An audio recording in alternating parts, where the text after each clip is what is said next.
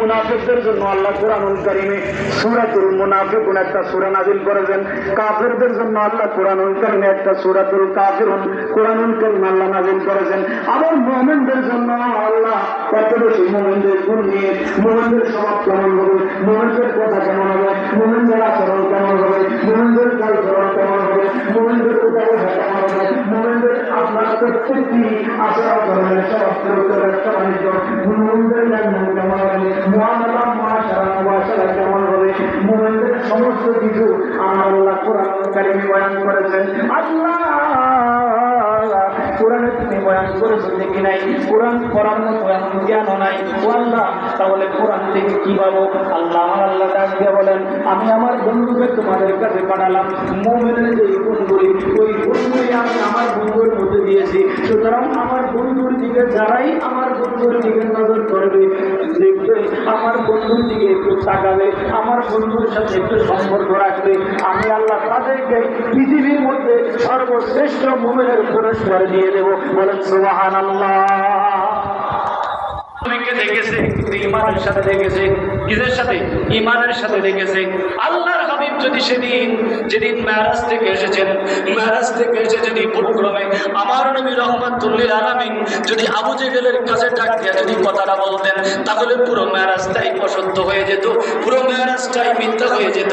এই জন্য প্রিয় হাজিরিন, আমরা সাধুর ভাষায় একটা কথা বলি, তুমি সিনিয়া মানুষের সঙ্গ লইও। কি বলেছে?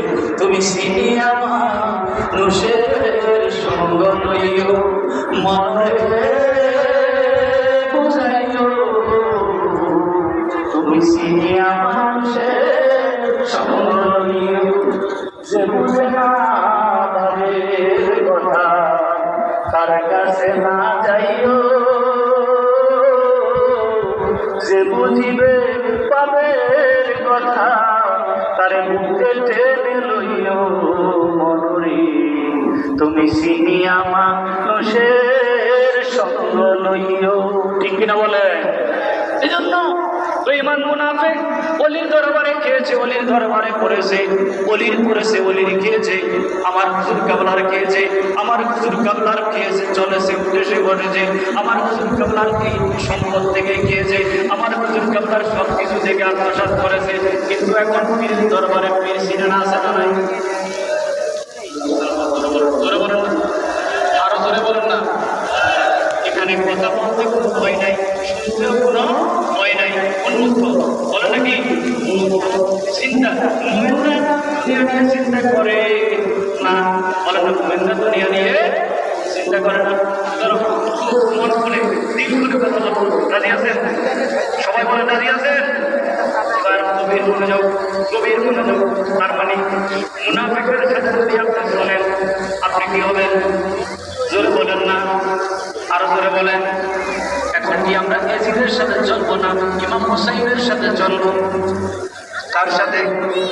আরো জোরে বলুন, কার সাথে?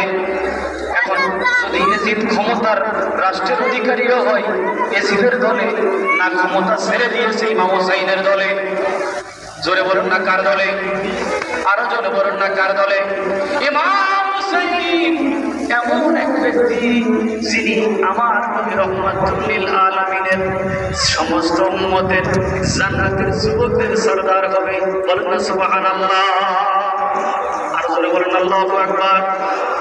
শুনুন, সব মানুষের সাথে চলা, জোরে বলুন না, চলা যাবে না। সব মানুষের সাথে কথা বলা যাবে না, সব মানুষের সাথে লেনদেন করা যাবে না। খেয়াল রাখতে হবে। এখন আল্লাহ কোরআনুল কারীম বলেছেন, হে পৃথিবীর মুমিনগণ, সাবধান সাবধান, তোমরা হীনবল হইও না, দুশ্চিন্তাগ্রস্ত হইও না, দুঃখিত হইও না। কে বলেছে? জোরে বলুন না, কে কয়?